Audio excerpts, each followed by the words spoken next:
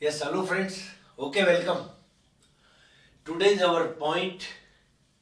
Yes, sweetie. What's our point? Fisher projection method. Sharmila, do you know? Yes, FPM. What is the FPM?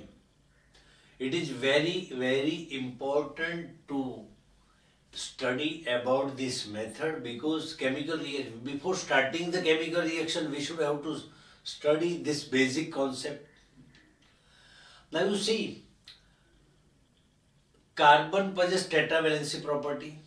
That's why carbon can form only 4 bonds. Okay, carbon 4 bond बनाता है in space में चारों 4 bonding electron pair will arrange in A such A way that the repulsion between two successive pair will becomes minimized, and it is only and only possible when they will arrange at 10928 degree angle. Okay, तो carbon की 4 valency 3 dimensional space में 10928 degree पे arrange होती है. अच्छा चलो, this is ये carbon है. Suppose we are talking about the 4 group attach with carbon. कोई भी ग्रुप हो, दिस इज द कार्बन. ये 1, ये 2, ये 3 और ये 4. Now you see, ये 1, this angle will be 10920 degree. This will also 10920 degree. This is 10920 degree, 10928 degree, 10928 degree, and ये भी 10928 degree है. अच्छा, अब देखो जरा इसका शेप क्या होगा. यहाँ एक डोरी बांध दो, यहाँ से यहाँ लाओ, यहाँ लाओ, यहाँ ये डोरी बांध कर यहाँ ये थ्रेड के जरिए एक ट्रायंगल क्रिएट होता है, उसको रहने दो. और यहाँ एक डोरी बांध दो, यहाँ बांध दो और यहाँ बांध दो. तीनों 3 डोरी यहाँ इकट्ठी करो. तो समझो यहाँ एक ट्रायंगल यहाँ, एक ट्रायंगल यहाँ, एक ट्रायंगल यहाँ, एक बेस में भी ट्रायंगल. यहाँ हर एक एंगल इक्वल है, बॉन्ड लेंथ इक्वल है. तो यहाँ जो ट्रायंगल क्रिएट होंगे 1, 2, 3 एंड 4, ये सेम साइज वाले रहेंगे. ये ऐसी अरेंजमेंट है जिनका शेप में 4 फेस है. Tetrahedral, hydel means face and tetra means 4. ऐसी अरेंजमेंट जिसमें 4 फेस है, वो भी इक्वल साइज है, ट्रायंगुलर फेस है. That's why it is known as a tetrahedral shape. Okay. Now, what is FPM? Fisher projection method क्या है? ये हर एक ऑर्गेनिक कंपाउंड्स में if carbon is sp3 hybridised, तो उसमें बॉन्ड की position, orientation of bond around the carbon atom will be at 10920 degree. वो 3 डायमेंशनल शेप होगा. वो समझने के लिए 3 डायमेंशनल शेप थोड़ा टफ पड़ेगा. तो इनके लिए क्या करना है, 3 डायमेंशनल स्ट्रक्चर को 2 डायमेंशनल स्ट्रक्चर में कन्वर्ट करना है. And that method is known as a Fischer projection method. Simple, the method in which 3 dimensional structure is converted into 2 dimensional structure. And this method is known as a Fisher projection method. 3 dimensional में x, y and z 3 axis involve होंगे, और 2 dimensional method में only 2 axis x and y.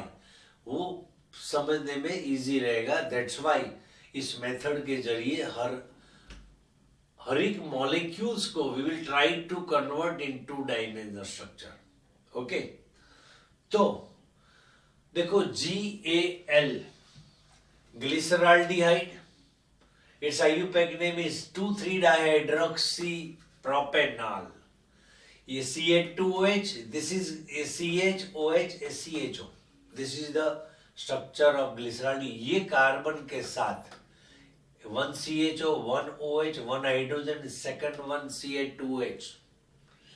This carbon is chiral carbon, chiral carbon को star से indicate किया जाता है। Second one is alanine, it's IUPAC name is 2-amino propanoic acid, 3 carbon के CH3 CH Na2 COOH। This carbon is bonded with COOH group, hydrogen, amino and methyl. That's why this carbon is bonded with 4 different groups. इसलिए ये carbon को हम किराल carbon बोलेंगे। या lactic acid, its IUPAC name is 2-hydroxy propanoic acid. This carbon CH3 CHOH COOH. This carbon is bonded with COOH, OH, hydrogen and methyl group. तो ये carbon भी किराल carbon है। जिस कार्बन के साथ जुड़ने वाले चारों 4 ग्रुप डिफरेंट हो, ऐसे कार्बन को हम किराल कार्बन बोलेंगे। तो जो ये chiral carbon is a central atom, उसको हम लेंगे तो उसको समझेंगे जरा। सपोज दिस इज, ये किराल कार्बन है, इनके साथ CHO जुड़ा हुआ है, ये हाइड्रोजन है और ये OH ग्रुप है और ये CH2OH। ये डॉटेड लाइन से ही, ये तो ऐसे भी आउटसाइड भी होगा या बैक साइड होगा। ये 3 डायमेंशनल स्ट्रक्चर है। एलेनिन के केस में ये COOH है, this is hydrogen, this is NH2 और ये CH3 पीछे है। इन case of lactic acid milk में होता है, तो ये दिस इज किराल कार्बन, ऊपर COOH है, left hand side hydrogen, right hand side OH और ये बैक साइड हो गया CH3। ये हर एक कंपाउंड का 2 डायमेंशनल स्ट्रक्चर में कन्वर्ट करना है, तो हम क्या करेंगे? कुछ करने का नहीं है, ये दोनों ग्रुप को ऊपर प्लस के फॉर्म में, और ये स्ट्रेट खींच लो, वर्टिकल बना दो, तो ये दोनों ऊपर चले जाएंगे और इसको वर्टिकल सीधा कर दो CH2OH। यहाँ Na2 और हाइड्रोजन ऊपर हॉरिजॉन्टल कर दो, ये CH3 वर्टिकल कर दो और यहाँ OH और OH हॉरिजॉन्टल कर दो, CH3 को वर्टिकल कर दो, तो ये बन गया, ये 2 डायमेंशनल स्ट्रक्चर हो गया। ओके, इनका 1 आइसोमर। अच्छा, ये हर एक compound possess 1 chiral carbon and number of isomer will be 2⁻n.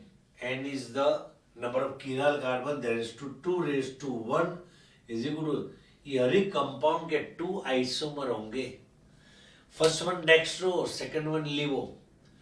इसको डेक्स्ट्रो बोलेंगे, ये सभी को डेक्स्ट्रो बोलेंगे। लिवो कहाँ लेने के लिए जाएंगे? तो कुछ करने के नहीं, सामने मिरर लगा दो, मिरर में हमें यस जो reflection OH left hand side जाएगा, हाइड्रोजन बैक साइड जाएगा, बाकी ये तो वर्टिकल में जो भी है, this is known as a लिवो।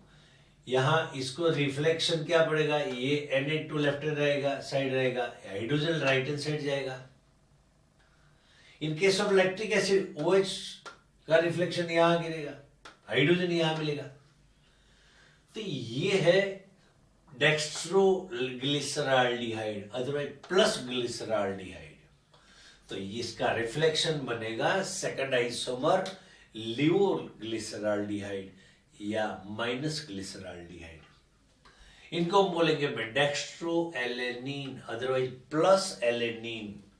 And this, इसका reflection mirror image will be known as a livoalanine या minus alanine.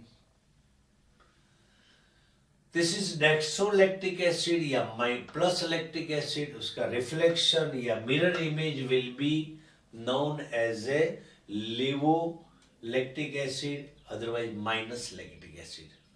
अच्छा, डेक्स्ट्रो आइसोमर या plus isomer always show, yes, always rotate the plane of polar light from left hand side to right hand side, otherwise in clockwise direction. Whereas the livoisomer, otherwise minus isomer, is capable to rotate the plane of polarized from right hand side to left hand side या anti clockwise direction में वो rotate करता है।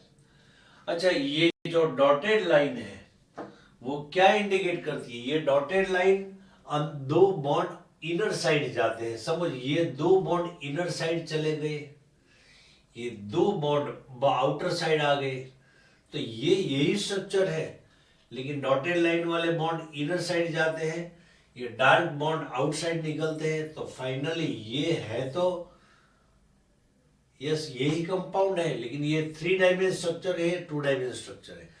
तो हमें जो main चीज समझना है वो कुछ नहीं है, ये फिशर प्रोजेक्शन स्ट्रक्चर बोलो, फिशर प्रोजेक्शन मेथड बोलो, ऐसा स्ट्रक्चर कि जिसमें यस 3 डायमेंशनल स्ट्रक्चर वाला मॉलिक्यूल को हम कन्वर्ट करेंगे 2 डायमेंशनल स्ट्रक्चर में। ओके यस आर्या, हम यहाँ खत्म करते हैं, नेक्स्ट टाइम मिलेंगे। Okay, thank you very much. Okay.